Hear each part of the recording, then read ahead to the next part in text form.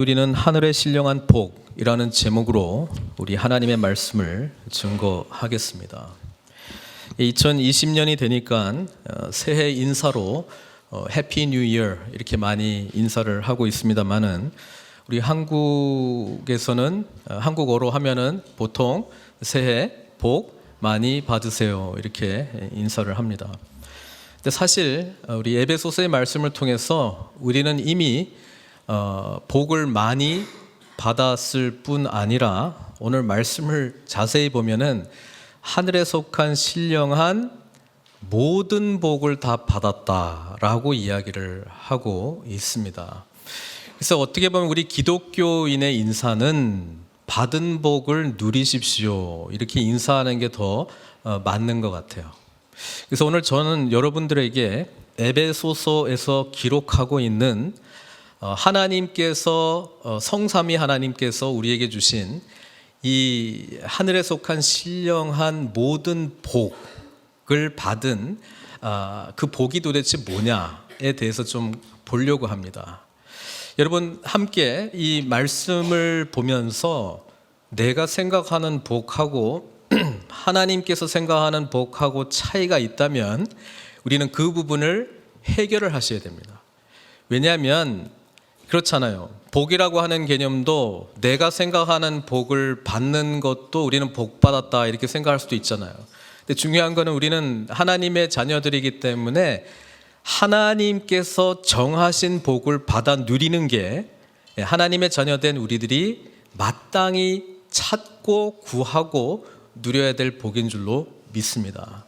요거를 잘 구분 못하면 어린아이의 신앙에 머물러 있을 수밖에 없어요.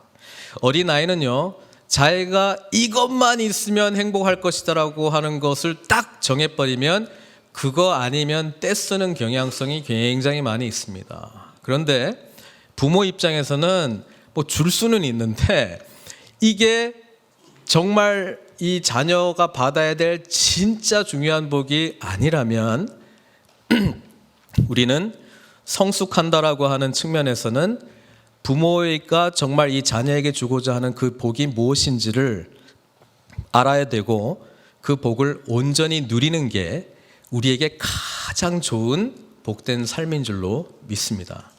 그래서 이 에베소서 본문 말씀이 굉장히 중요해요. 왜냐하면 교회가 누리는 하늘의 신령한 복이라고 제가 제목을 정했는데요. 우리는 그리스도의 몸이거든요.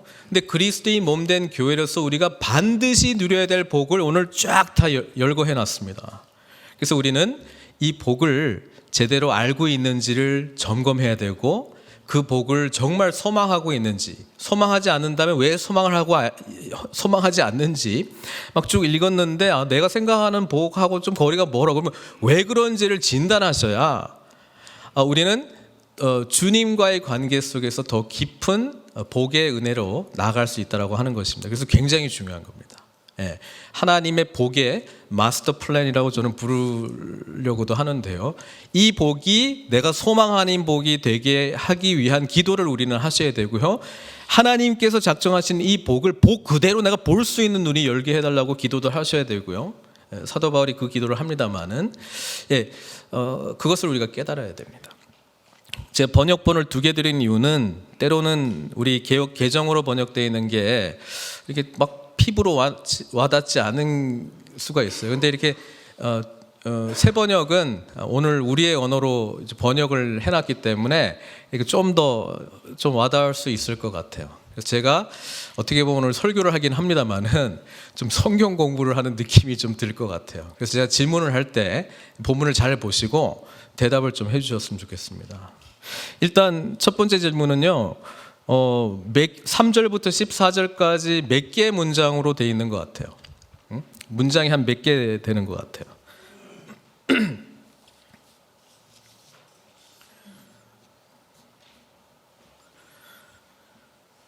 우리 새 번역으로 되어 있는 걸 보면은 절수보다는 문장 수가 훨씬 더 많은 것 같아요. 그죠? 근데 이제 헬라어 원어를 보면은 이게 202단어로 되어 있거든요. 3절부터 14절까지 한 문장입니다. 한 문장. 이게 다 한 문장이에요. 그래서 사도 바울이 어떻게 시작을 했냐면은 찬송하리로다 이렇게 썼어요. 하나님을 찬양하는 걸로 시작을 하면서 성부 하나님께서 우리에게 주신 복, 하늘의 모든 신령한 복을 우리에게 주셨다라고 했는데 못 끝내는 거예요. 왜냐하면은 꼬리에 꼬리를 물고 그 복의 그 내용이 계속 이어지기 때문에 그렇습니다. 근데 참 신비하게도 성부 하나님이 우리에게 주시는 복 쓰다가 하여튼 자연스럽게 문장도 안 끝냈는데 성자 예수님께서 우리에게 주시는 복으로 넘어가다가 그 다음에 마지막에 성령 하나님이 우리에게 주시는 복으로 딱 끝을 내요. 한 문장 안에. 그리고 이 한 문장 안에 성부 하나님, 성자 예수 그리스도, 성령 하나님에 대한 우리에게 주신 신령한 복들을 쫙 나열하면서도 성부 하나님 끝나면 찬송 한번 하고, 성자 예수님 끝나면 찬송 한번 하고, 성령 하나님에 대한 복 쓰다가 찬송 한번 하고 끝내버려요. 그리고 모든 복의 근원이 그리스도 안에서라고 하는 것을 구구절절히 모든 복마다 이렇게 써놓습니다. 그래서 성경학자들 입장에서 보면은 너무 어떻게 한 문장 안에 신학과 교리와 예배와 찬송과 이거를 이 언어라고 하는 게 우리에게 소통하도록 주어졌는데 이거를 담아가지고 202개의 단어 안에 압축해서 한 문장으로 썼다는 것에 놀라워합니다. 근데 이 한글 번역이 이것을 번역을 못 해버려요. 그래서 우리는 어쩔 수 없이 다 잘라버렸습니다. 다 잘라버렸습니다.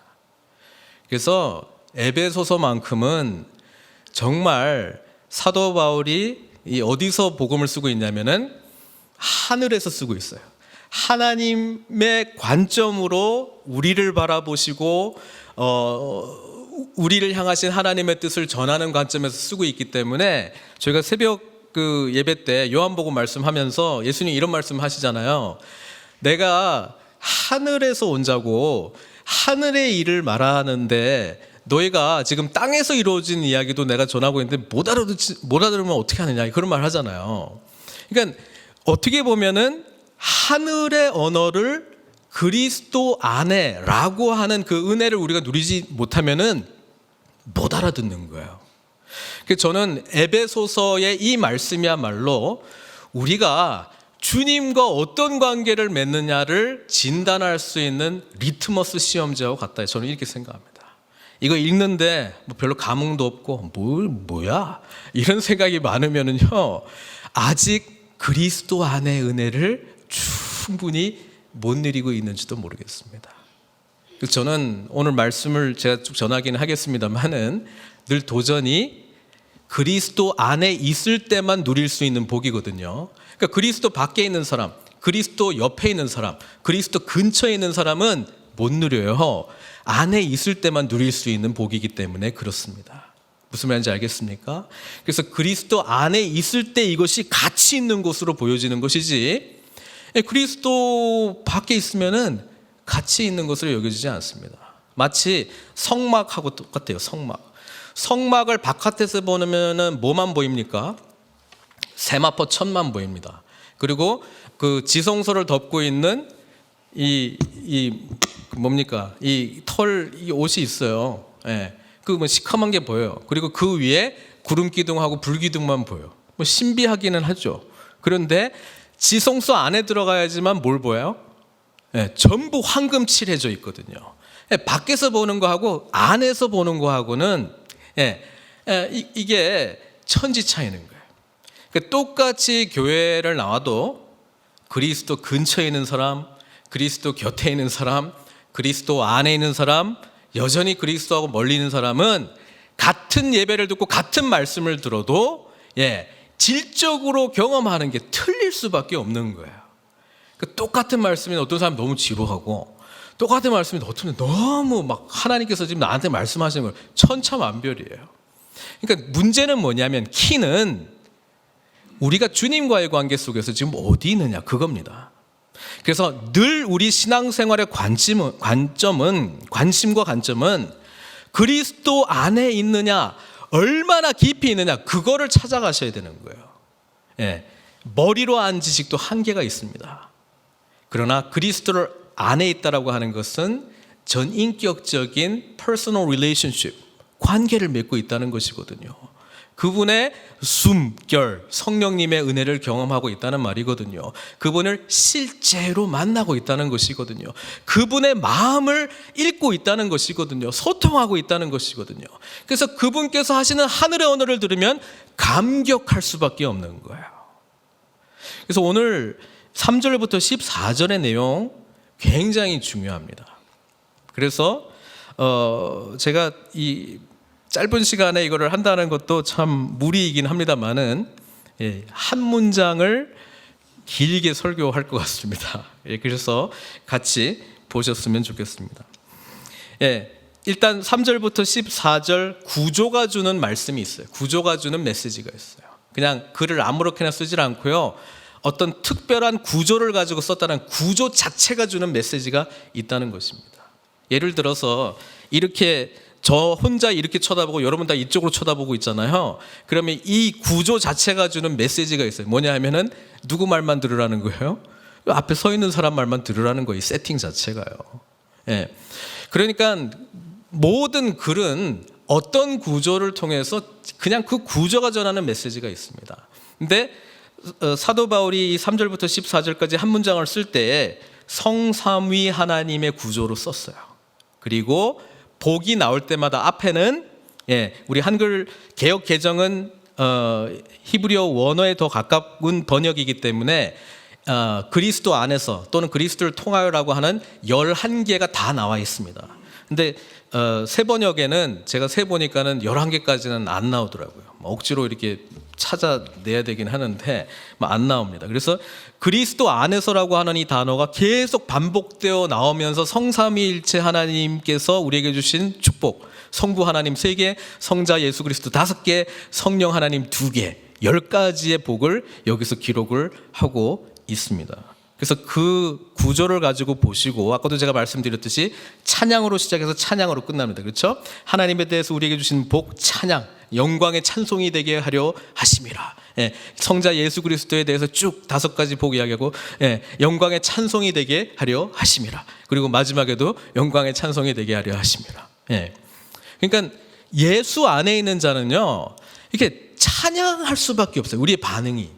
이 찬양이 노래로 나오면 찬송이고, 기도로 나오면 기도가 되는 것이고, 그 다음에 예배로 나오면 예배로 반응되는 거거든요. 근데 그리스도 안에 있는 자만이 참되게 이렇게 반응을 할 수 있습니다. 그래서 이사야 43장 21절에 하나님께서 우리를 창조하신 목적을 이렇게 설명하고 있습니다. 뭡니까? 이 백성은 내가 나를 위하여 지었나니 나를 찬송하게 하려 함이니라. 주 안에 있으면 찬송의 깊이와 능력이 훨씬 더 풍성해지기 시작합니다. 훨씬 풍성해지기 시작합니다. 무엇을 찬양해야 될지 그 내용과 범위가 더 깊어지기 때문에 그렇다라고 하는 것이죠. 그래서 도대체 하나님 아버지께서 우리에게 주시는 복이 뭐냐? 3가지로 이렇게 이야기를 하고 있습니다. 첫 번째가 3절입니다. 하나님 곧 우리 주 예수 그리스도의 아버지께서, 그러니까 주어가 하나님 아버지잖아요. 그리스도 안에서, 이거는 항상 qualifier, 그러니까 이게 전제 조건이 돼야 된다는 것이, 모든 복은 그리스도 안에서 받았기 때문에. 근데 하나님 아버지께서 주셨어요. 뭡니까? 하늘에 속한 모든 신령한 복을 우리에게 주시되, 이렇게 끝났는데 새 번역은 어떻게 됐습니까? 그냥 문장으로 그냥 끝나버렸습니다. 원어에 충실하다 보니까는 끝낼 수가 없으니까 주시되 이렇게 한 거고요. 새 번역은 그냥 끝내버렸습니다. 2 문장을 끝내버렸습니다. 그리스도의 아버지신 하나님을 찬양합시다, 그렇게 해놓고 하나님께서는 그리스도 안에서 하늘에 속한 온갖 신령한 복을 우리에게 주셨습니다. 하나님께서 우리에게 주신 복은 어떤 복이라고요? 하늘에 속한 모든 신령한 복. 줄 것이다, 주고 있다, 주셨습니다. 이거 아멘 하셔야 돼. 그러면 도대체 이 복이 뭐냐? 나는 오늘도 힘들고 어제도 좀 힘들었고 지난주도 연약했고 내일도 2020년이 돌아오긴 했지만은 한숨이 좀 나오고, 그냥 작년도 그냥 힘들게 살아왔는데 올해는 어떻게 또 살지? 뭐 이런 마음들이 있는데, 뭐 신령한 복을 다 줬다고 벌써 끝났다고? 나는 못 누리고 있는데 이게 뭐지? 여러분, 이렇게 생각하시면요, 뭐가 안 됐다고요? 그리스도 안에 그게 지금 제대로 안 됐다고요. 그러니까 이 부분을 해결하셔야 된다고요. 이 부분을 계속 그 이야기를 할 거예요. 그리스도 안에 있는 게 뭔지를 해결이 안 됐다고요, 아직. 이게 그래서 우리의 리트머스 시험지입니다. 왜냐하면 요한복음 10장 10절에서도 보면은 너희로 생명을 얻게 하고 이 생명을 더 풍성하게 누리게 하는 것이 이 목자, 선한 목자 대신 우리 주님께서 우리에게 오신 목적이에요. 근데 신앙생활 하는데 아직도 뭐 해결할 게 많이 있고, 제가 기도 제목 봤는데 여전히 기도할 거 너무 많이 있고요. 뭐 그게 뭐 잘못됐다 이 말이 아니고 당연히 기도해야 돼요. 그럼에도 불구하고 우리는 하나님의 은혜 속에서 그리스도 안에라고 하는 이것이 무슨 의미인지를 알면은 여전히 기뻐할 수 있다고요. 여전히 소망할 수 있다고요. 여전히 하나님을 향한 간절한 마음으로 예배하고 찬송할 수 있다라고 하는 것이 우리의 존재라고 하는 거예요. 그래서 제가 다시 이야기하는데, 그리스도 안에서가 제대로 해결이 안 돼서 그런 거예요. 하나님은 뭐라고 말씀하셨다고요? 뭐라고 우리에게 어떤 복을 주셨다고요? 하늘에 속한 몇 가지 복도 아니야. 신령한 복을 다 주셨대. 끝. 누구 안에서? 예수 안에서. 두 번째는 뭐냐면요, 4절입니다. 4절 같이 읽겠습니다. 시작. 창세전에 그리스도 안에서 우리를 택하사 우리로 사랑 안에서 그 앞에 거룩하고 흠이 없게 하시려고. 이러니까 문장이 안 끝나니까 우리 한국말은 그 문장이 끝나야지 어떻게 하겠다는 동사가 나오기 때문에 말은 끝까지 들어야 되는 거거든요. 그러니까 하는지 안 하는지도 잘 들어봐야 돼. 근데 동사가 거기서 나와서 그러는데 헬라어도 그렇고 영어도 그렇고 동사가 좀 앞부분에 나옵니다. 그래서 새 번역은 이거를 그냥 끊어버렸습니다. 새 번역의 번역을 한번 읽어보겠습니다. 4절 새 번역 시작. 하나님은 세상 창조 전에 그리스도 안에서 우리를 택하시고 사랑해 주셔서 하나님 앞에서 거룩하고 흠이 없는 사람이 되게 하셨습니다. 이것도 역시 현재, 미래가 아니라 과거입니다. 그러니까 이런 거 읽어보면은 아니 벌써 끝난 거야? 이런 생각을 좀 하게 돼요. 아니 벌써 끝난 거야? 하나님이 보시기에 우리에게 주시는 축복 중에 두 번째로 열거되고 있는 것은 우리를 택하셨다는 축복입니다. 여러분, 이 부분에 대한 감격이 있어야 됩니다. 허구 많은 사람들 중에 우리를 택하셨어요. 우리가 누굽니까? 뭐 잘난 사람들이에요? 뭐 자격 있는 사람들이에요? 그게 아니라고 성경은 계속 이야기하잖아요. 그런데 택함 받은 그 자체가 우리에게 복이라고 이야기를 해주고 있습니다. 왜? 택함 받은 사람은 이제 하나님 앞에서 거룩하고 흠이 없는 사람이 될 것이기 때문에 되게 하셨대요. 우리 옆 사람 한번 쳐다봐요. 가장 거룩하고 흠이 없는 사람이야. 뭐 이렇게 하면 충격을 받아요. 우리는요. 아니 이게 다야? 저 사람이 거룩함과 무슨 이런 거의 기준이야? 뭐지?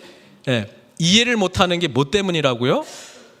그리스도 안에서가 해결이 안 돼서 그렇다니까요. 그리스도 안에서가 해결이 안 돼서 그런 거예요. 하나님은요, 택하셨대요.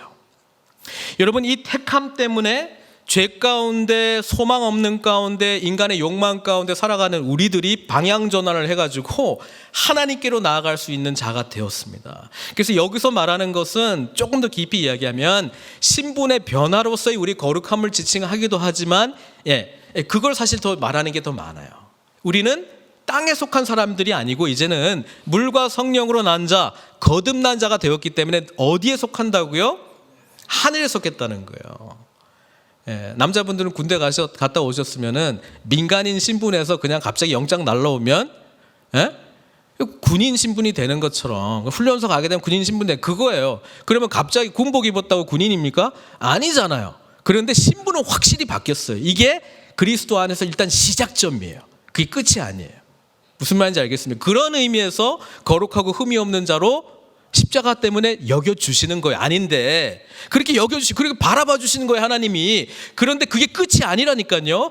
이제 주님과 교제하면 점점 성화되어 가요. 그리고 주님의 완전한 구원이 올 때는 우리가 정말 거룩하고 순결한 신부의 모습으로 변화돼요. 지금 그 이야기를 하고 있는 거예요. 그런 차원에서 이미 끝난 게임.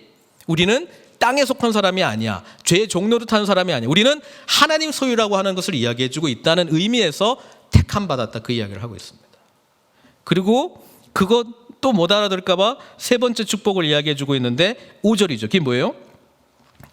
네, 한글 개역 버전으로 읽겠습니다. 그 기쁘신 뜻대로 우리를 예정하사 예수 그리스도로 말미암아 자기의 아들들이 되게 하셨으니. 참 이 번역하신 분들은 힘들었어요. 끝내야 되는데 끝을 못 내. 그러니까 하셨으니 이렇게로 가는 거고, 새 번역은 냉정하게 그냥 끊어버립니다. 못 알아들으니까요. 뭐 말이 길면 우리 듣기 싫잖아요. 그러니까 짧게. 5절은 뭐라고 돼 있으면 새 번역은 하나님은 하나님의 기뻐하시는 뜻을 따라 예수 그리스도를 통하여 우리를 하나님의 자녀로 삼으시기로 예정하신 것입니다. 그래서 여기 중요한 두 개의 단어가 있어요. 예정이라고 하는 단어와 자녀로 삼아주셨다라고 하는 단어입니다. 그래서 이거를 예정이라고 하는 것은 뭡니까? 하나님의 주권 가운데 우리의 구원이 있다라고 하는 의미거든요. 그러니까 모든 것, 내가 이때까지 살아왔던 것, 만났던 사람들, 모든 사건들은 다 하나님의 이런 계획하심과 섭리 속에서 이렇게 하셔갖고 하나님이 오늘날 나를 구원받게 하시고 뭐가 되게 하셨다고요? 자녀가 되게 하셨다. 우리는 하나님의 자녀. 근데 이 하나님의 자녀됨의 의미를 우리가 좀 잘 이해를 해야 돼요. 이것을 신학적으로 우리 양자됨이라고 이렇게 표현하거든요. 영어로도 adopted. 우리 입양된 거예요, 입양. 그래서 오늘날의 개념으로 입양을 생각하면은 좀 그 생활이 좀 어려워서 부모님들이 키우지 못한 그런 애들, 고아들을 이렇게 좀 그래도 어떤 기준에 의해서 선별된 가정들이 그렇게 입양한 그런 거구나. 이거를 이야기하고 생각하시면 안 되고 그때 당시에 어답션의 의미를 생각하셔야 돼요. 어답션의 의미. 여러분 배너 다 보셨죠? 배너 보시면은 마살라가 하여튼 갈등이 있어가지고 이제 노예선에 이제 끌려가잖아요, 배너가. 그래가지고 거기에서 그 아리우스라고 하는 그 해군 사령관인가요? 그 사람을 구출하잖아요. 그래서 그 사람의 노예가 됩니다. 집 노예가 됩니다. 그리고 나중에는 입양이 되어서 그 사람의 아들이 돼요. 그렇죠? 그 장면에 보면은 이렇게 딱 자기가 끼던 반지를 딱 빼가지고 내가 가지고 있는 모든 소유, 모든 권한, 모든 능력 너 거야 하고 딱 주잖아요. 여러분 이런 차원에서의 자녀되었다라고 하는 개념입니다. 여러분 에베소서가 얼마나 놀랍냐면요, 우리 2장에서도 보겠지만은 우리가 주와 함께 죽었어요. 주와 함께 다시 살리시고, 우리를 다시 살리시고 함께, 그 다음에 일으키시고, 그 다음에 하나님과 함께, 예수 그리스도와 함께 하나님 우편의 보좌에 앉히시고 함께 통치하는 능력을 주셨다니까요. 여러분 이게 우리가 자녀되었다라고 하는 개념이에요. 그냥 찌들리게 사다가 부모 없이 그냥 그래도 뭐 어떤 분 만나가지고 감사하게 그냥 학고방 같은 데서 그냥 하루하루 살고 무슨 밥 얻어먹고 이 수준의 입양이 아니고 하나님 가문의 입양이 된 거라고요. 모든 권세와 능력과 영광을 우리도 같이 받았다고요. 그래서 이거를 예수 권세, 내 권세 그렇게 이야기하는 거예요. 그런데 안 믿어요. 아니 뭐 내가 무슨 예수님의 권세, 목사님한테 좀 가봐라든지 안 믿어요 그거를. 그런데 이것도 미래형도 아니야. 그렇게 되었다고 선언하고 있는데요. 뭐가 해결이 안 돼서 안 된 거라고요? 그리스도 안에서.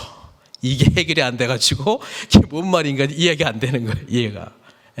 그 부분이 해결이 되면 예수 안에서 사도행전에도 나왔던 여러 가지의 기적은 누구의 이름으로 일어난 기적이에요? 예수 이름으로 일어난 기적이에요. 그래서 우리의 문제는요, 주님 안에 있는 그 은혜를 제대로 이해를 못한다라고 하는 것도 있고, 총체적인 게 안 보이기 때문에 내가 그냥 파편적으로 듣고 이해하고 알고 있었던 걸 축소시키고 내 경험과 한계 속에서 만들어 놓은 거 가지고 이런 게 예수님 믿는 거야. 내가 예수 이름으로 기도해도 나는 좀 뭐 치유 연사도 없는 것 같고 하여튼 뭐 언젠간 되겠지 이런 식으로 하든가. 여러분, 그게 아니라는 거야. 여러분, 우리는 요한복음에서는 이걸 어떻게 표현하냐면은 요한복음 1장 12절에 자녀가 되는 권세를 우리에게 주셨다라고 표현합니다. Right to be the children of God. 우리에게는 하나님 자녀의 권세가 있어요. 믿으시면 아멘 하세요. 문제는 근데 이렇게 있지는 못하는 건 뭐지? 뭐 때문이라고요? 그리스도 안에 있다라고 하는 게 제대로 해결이 안 됐어요. 그래서 이 세 가지 축복, 하늘에 속한 신령한 모든 하나도 빼짐없이 다 우리는 받았다. 과거. 그리고 하나님의 택하심을 입은 자다. 그러니까 우리는 존귀한 자예요.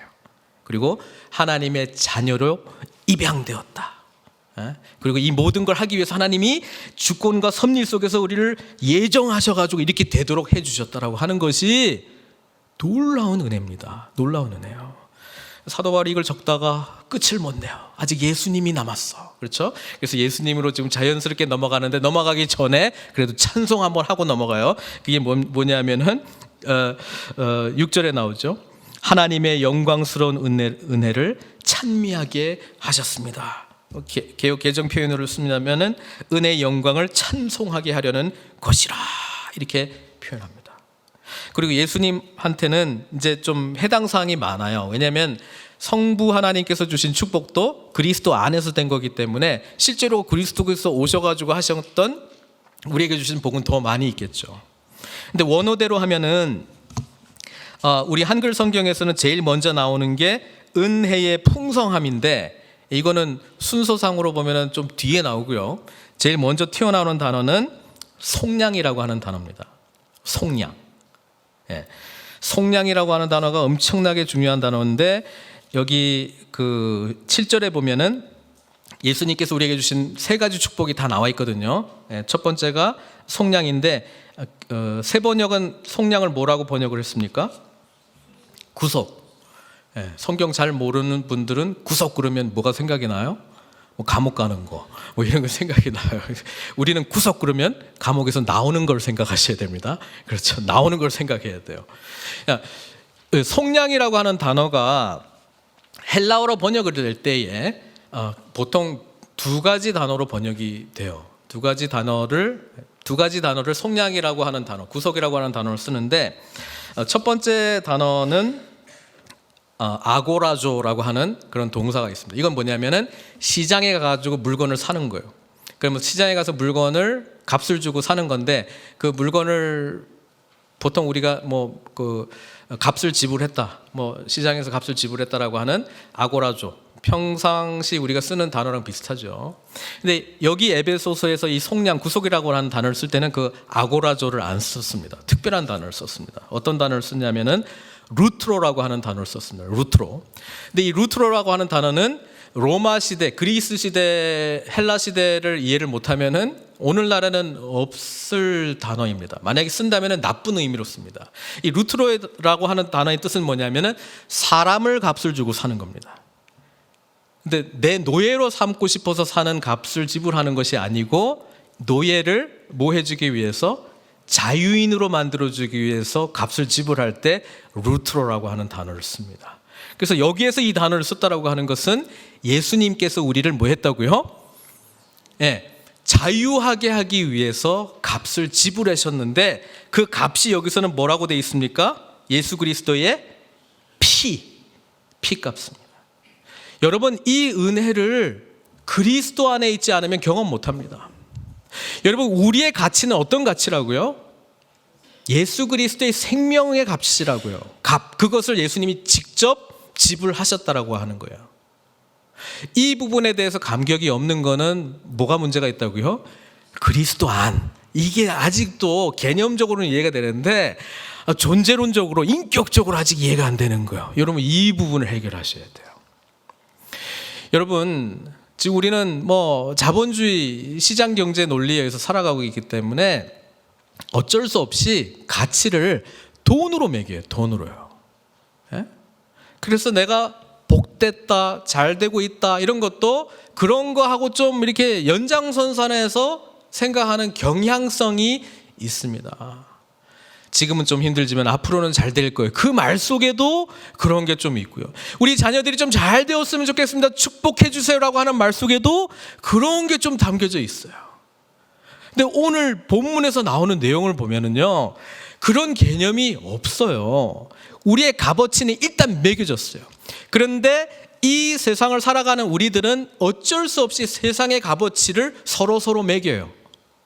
저 사람은 좀 low class, 저 사람은 좀 high class, 아니면 뭐 middle class 개념의 사람이야.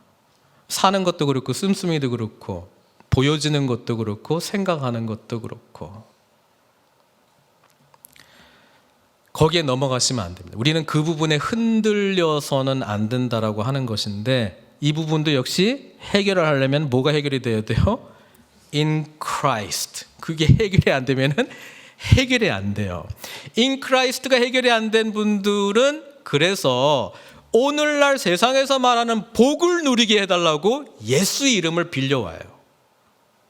그걸 잘 구분하셔야 돼. 저는 이게 무조건 나쁘다는 의미가 아니고요. 에베소에서 말하고 있는 하나님이 주시고자 하는 이 복과 거리가 있다면 In Christ의 문제를 집중하셔야 된다는 말씀을 제가 드리는 겁니다. 왜냐하면 하나님 보시기에 이게 최고의 복인데 우리는 다른 걸 생각하면서 이거 아니면 안 된다라고 더 떼쓰고 있으니 아버지 하나님께서 우리에게 가장 좋은 게 뭔지 아시는 분께서 얼마나 안타까워 하시겠어요. 어떤 목사님이 예를 이렇게 드시더라고. 뭐 힘들게 생활하고 계셨기 때문에 그 아들들한테 좋은 거를 너무 이제 준비를 했어요. 그게 디즈니랜드 데려가는 거였다고 이야기를 하더라고요. 그런데 그거를 못하고 아들들이 생각하는 최고의 그 패밀리 그가 보내는 시간은 이게 좀 오래된 얘기예요. 맥도날드 가는 거였대. 맥도날드 가는 거. 그래서 야, 니네들을 위해서 내가 좋은 걸 준비했다. 근데 갈라니까 한 2시간은 우리가 좀 운전해야 되니까 애들이 싫대. 우리는 맥도날드 가야 된다고. 그래가지고 어쩔 수 없이 워낙 떼쓰고 안 간다고 그러니까 그래서 거기를 가서 너가 원하는 거 하나 해줬으니까 아빠 원하는 거 하나 해달라 해가지고 끌고 가서 데려갔던 이야기를 하시면서 애들이 내가 너희를 이런 데 데려가고 싶었는데 벌써 반나절 갔다. 니네 하도 떼써가지고 이제 반나절 갔다. 네. 이런 개념이에요. 여러분, 주의 이름을 떼쓰실 때 주 안에 있는지 자기 자신을 점검하시고 하나님이 주시고자 하는 것을 저도 보게 해주십시오. 이렇게 기도하십시오. 주님께서 나에게 가장 복이라고 생각했던 것을 나도 간절히 소망하는 복이 되게 해주십시오. 이렇게 기도하셔야 돼요. 그리고 누리셔야 된다고요. 누리셔야 된다고요. 근데 그게 in Christ 할 때만 가능하다고요. 그래서 우리 주님께서 속량의 은혜를 주셨고요. 그 다음에 바로 이어지시는 게 뭐냐면 뭐요? 죄사함의 은혜를 주셨습니다. 여러분, in Christ의 개념이 정리가 안 되면 죄의 문제도 그렇게 심각하게 피부로 와닿지 않습니다. 난 뭐 그냥 남한테 피해 안 주고 그냥 잘 살고 있는 것 같은데 뭐 가끔 물론 하나님이 좀 실망하시겠지 이런 뭐 삶들이 있는데 그래도 뭐 내가 뭐 이렇게 극악무도한 뭐 살인자는 아니잖아요. 무슨 뭐 엄청나게 수백 명을 막 피해주는 뭐 그런 재정적인 피해를 입은 것도 아니잖아요, 하나님. 그냥 뭐 이렇게 살잖아요, 저 아시잖아요. 이 죄의 문제는요, 이 기독교 이야기의 시작이기도 하고 시작입니다, 시작.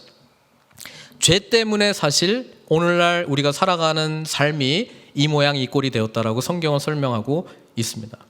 원래 하나님과 깊은 인격적인 관계 속에서 우리는 살아갈 수밖에 없도록 지음받았는데 죄가 들어왔잖아요. 죄가 뭡니까? 주인이신 하나님을 몰아내고 내가 주인 행세하는 게 죄거든요. 그게 죄의 뿌리거든요. 하나님 가세요. 필요 없어요. 내가 알아서 살게요. 그게 죄의 뿌리거든요. 그런데 하나님과의 관계 없이는 우리가 선한 삶을 살아갈 수 있는 능력도 없고, 하나님과의 관계가 일단 깨졌기 때문에 우리는 일단 왜곡되고 변형된 욕망 속에서 살아갈 수밖에 없는 죄인이거든요. 근데 이 죄인인 불완전한 내가 내 인생을 통제하고 살려니 뭐 되는 일이 가끔은 있을 수 있겠으나 대부분은 되는 일이 없어요. 그래서 이 부분에 대한 처절함을 하나님께서는 우리가 깨닫기를 원하셨어요. 하나님과의 관계가 깨지면 내 자신을 보는 나의 눈도 왜곡되고 변형되고 변질됐어요.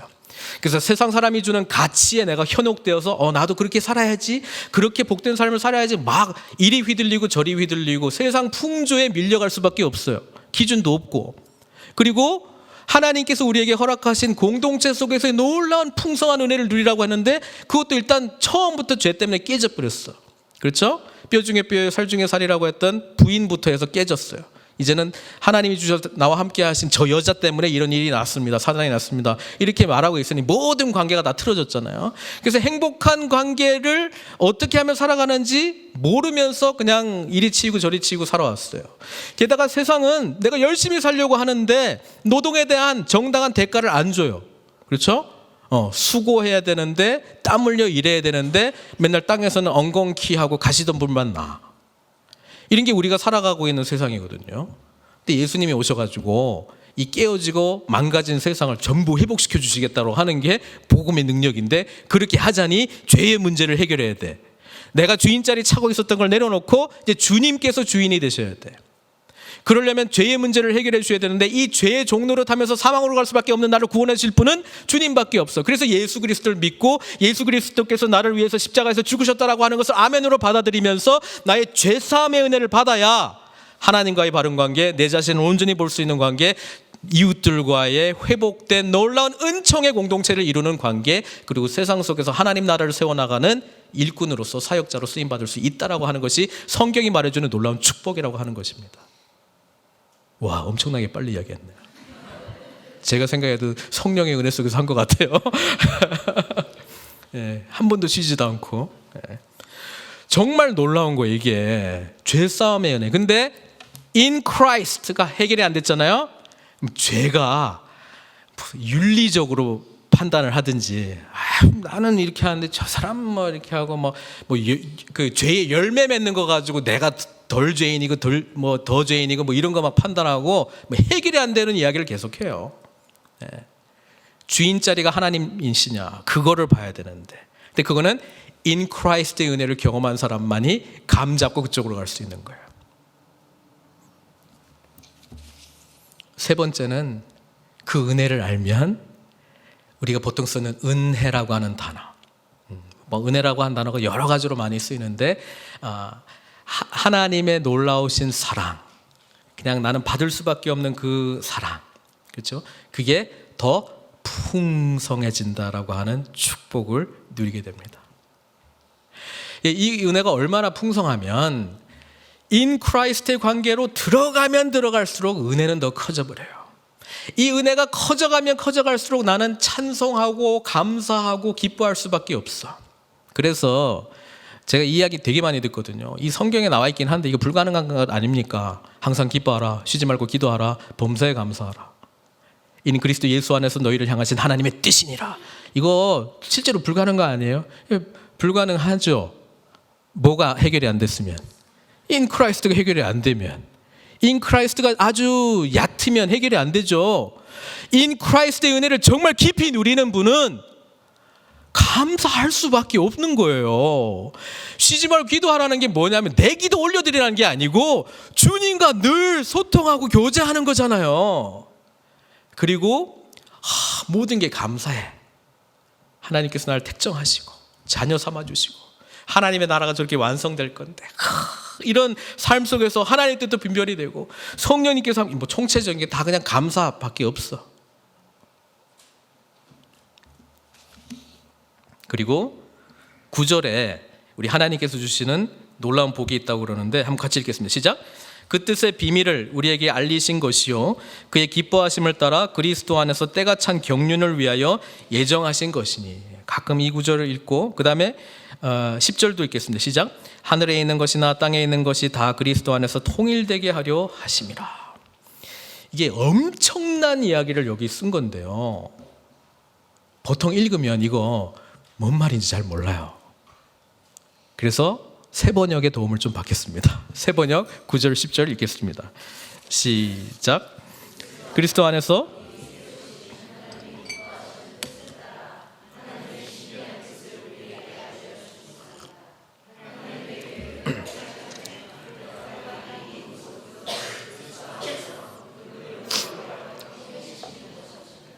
사도 바울은 이 구절 쓸 때 부들부들 떨면서 감격하면서 교회의 영광을 생각하면서 썼어요.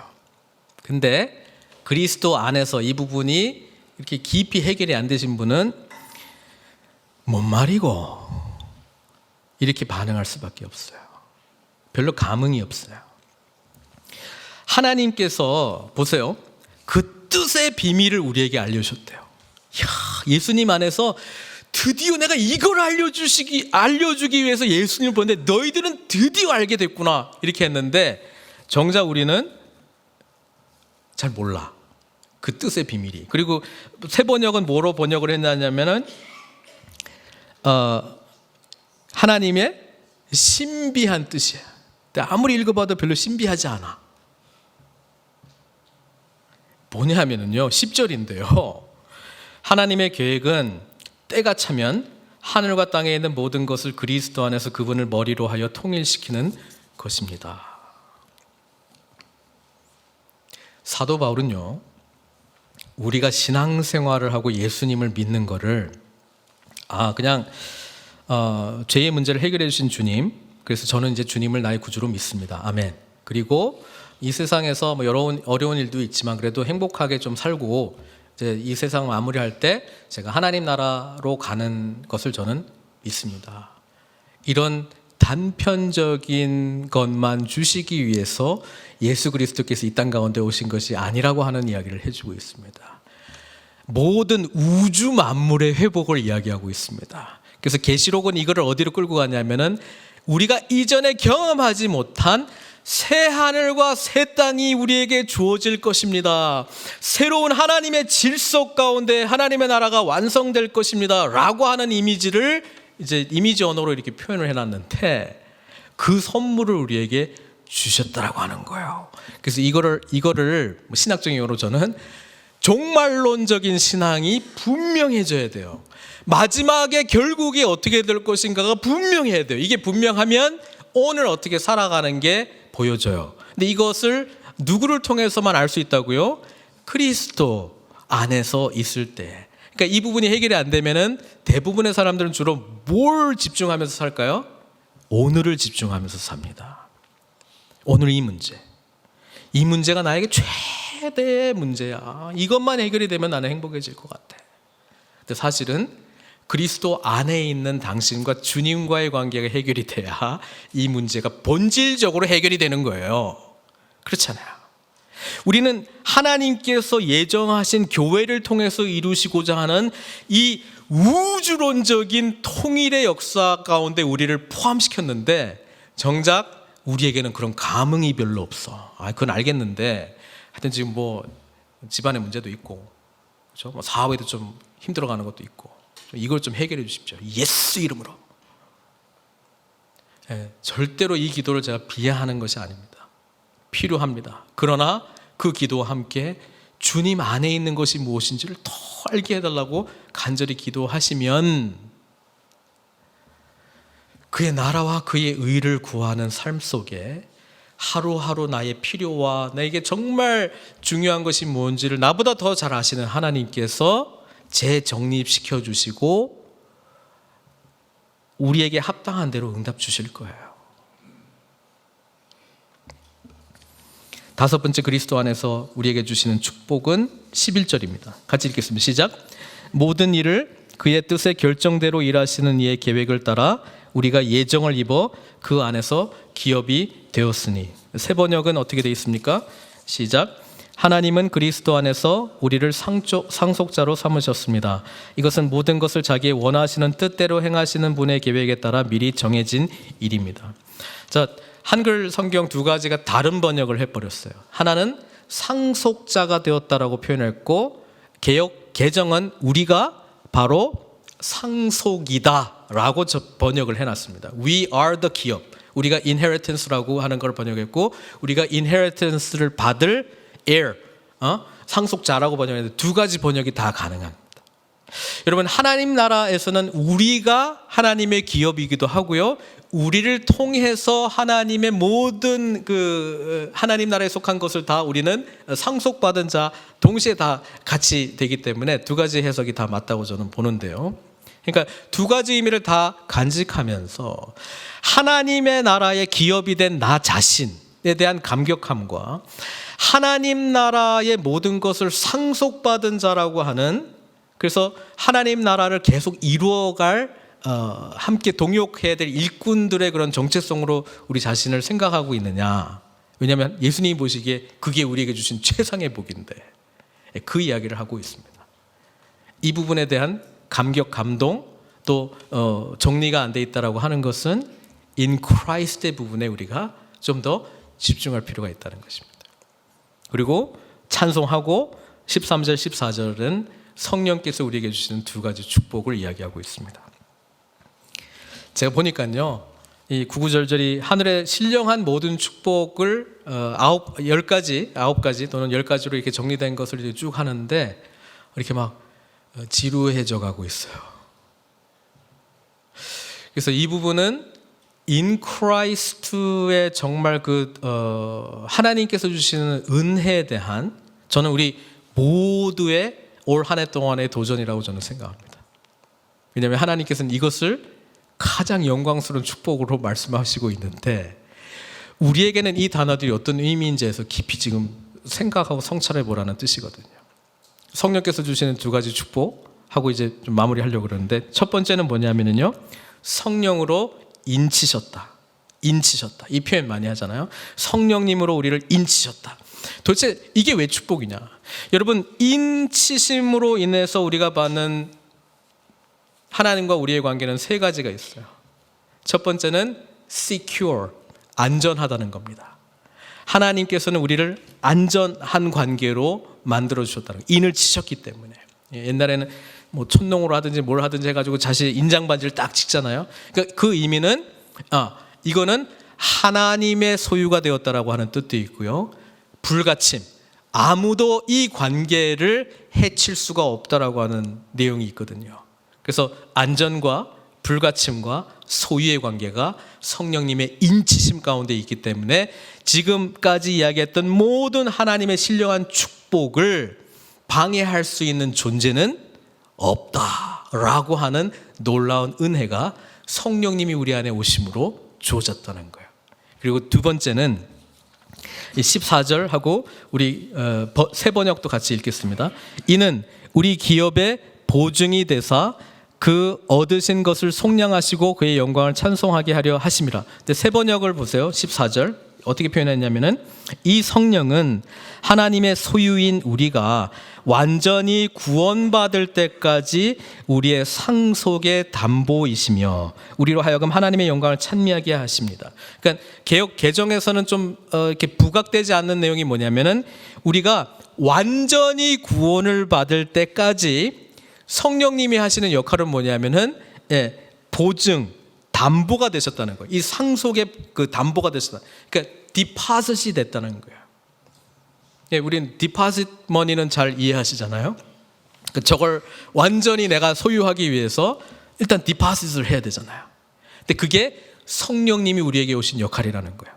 그 성령님이 우리 안에 계시다라고 하는 것은 완전한 인치심뿐 아니라 앞으로 우리가 완전한 구원, 자, 이 구원도 아까도 제가 말씀드렸지만은 신분적인 구원, 사망에서 생명으로 옮겨진 거, 민간인에서 군인이 된 거, 그렇죠? 신분적인 차원에서의 그 구원을 이야기하는 것이 아니고, 이 땅에서 내가 점점 그리스도의 사람으로 살아가야지 주님을 더욱더 신뢰하는 성화의 관계를 이야기하는 것이 아니고, 주님의 나라의 오심과 함께 완전히 완성될 그 구원, 미래의 구원, 종국적인 구원을 이야기하고 있거든요. 그것에 대한 보증으로서 성령님이 우리에게 오셨다는 거예요.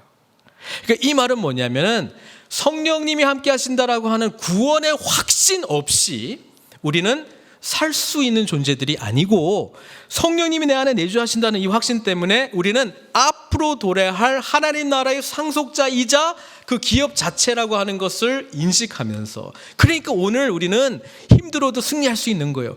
그럼 모세가 히브리서에서 설명했던 것처럼 잠깐 받는 고난을 영원히 앞으로 다가가야 될 그 하나님 나라에 대해서 비교하면서 참을 수 있었다는 거예요. 인내할 수 있었다는 거예요. 여러분, 우리는 이 소망으로 살아가는 사람들이라는 것입니다. 근데 이 부분에 대한 확신과 소망이 없이 여전히 두려움으로, 여전히 내일에 대한 불안감으로, 여전히 오늘 씨름하고 있는 것에 매여 있다면 뭐예요?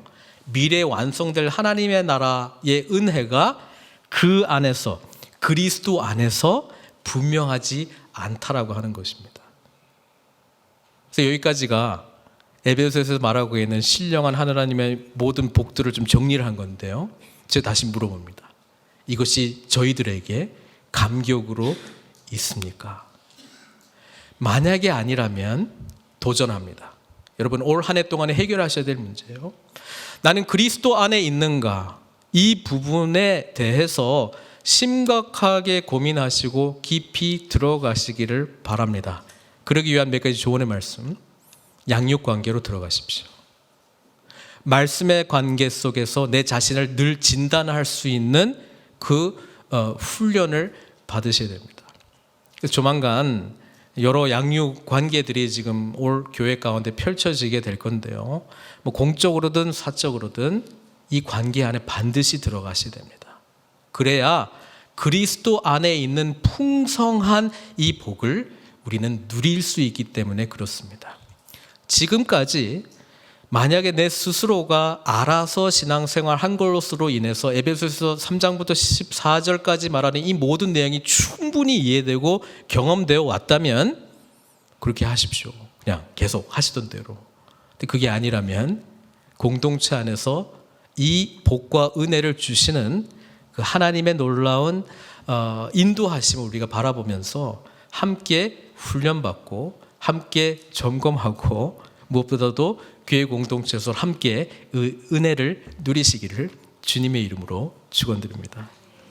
함께 기도하겠습니다.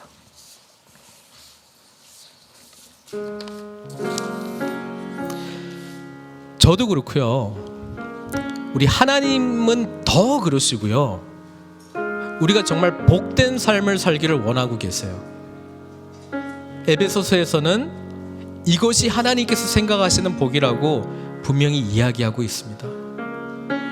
여러분, 이 은혜를 누리십시오. 성삼위 하나님께서 그리스도 안에서 주시는 이 놀라운 은혜를 누리십시오. 이 은혜는 노력해서 받을 것도 아니고요, 이미 주 안에서 다 주어진 거라고 이야기를 하는데, 제 마음속에는 이 설교를 준비하면서 애통함이 있습니다. 이 놀라운 하나님의 축복 안에 왜 여전히 이렇게 살고 있을까? 왜 여전히 힘들어하고 있을까? 왜 여전히 뭔가 성장하는 모습은 없을까? 신앙생활이 왜 이렇게 메말라져 가고 있을까? 왜 하나님의 갈급함을 저렇게 구하지 않을까? 그런데 모든 복 앞에 있는 이 퀄리파이어가 제 눈에 들어왔습니다. 그리스도 안에, 그리스도 안에, 그리스도 안에, 그리스도 안에. 그래서 질문하고 기도의 제목으로 도전합니다. 그리스도 안에 있는가? 날마다 자신을 확증하십시오. 그리스도 안에 있는가? 도대체 이것이 무슨 의미인가? 하나님 알게 해달라고 기도하십시오. 그리고 오늘 3절부터 14절까지의 모든 복을 함께 누리게 해달라고 하나님께 좀 간절히 기도했으면 좋겠습니다. 이 시간 주여 한번 부르짖고요, 같이 기도하도록 하겠습니다.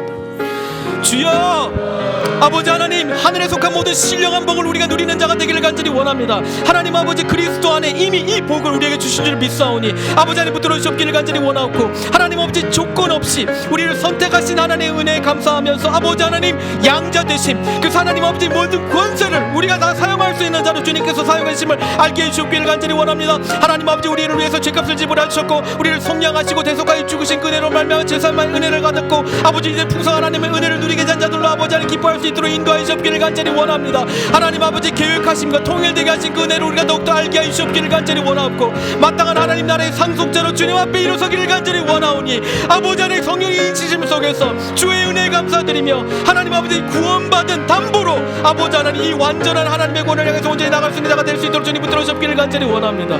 주 안에 있는가 우리 자신을 날마다 확증하고 주님 앞에 온전히 서기를 간절히 원합니다. 하나님 아버지, 우리 고민들이 주님께서 우리를 향해서 고민하는 그보다 더 엄청난 고민인가 우리가 질문하기를 간절히 원합니다. 하나님 아버지 복 주십시오. 복되신 하나님, 주님 앞에 우리의 모든 것을 올려드립니다. 하나님 아버지 복 주십시오. 2020년 풍성한 복을 누리는 삶을 살기를 원합니다. 그리스도 안에 그 복을 온전히 누리는 저희들 다 될 수 있도록 은총 내려주시옵소서. 예수님의 귀하신 이름으로 기도드리옵나이다.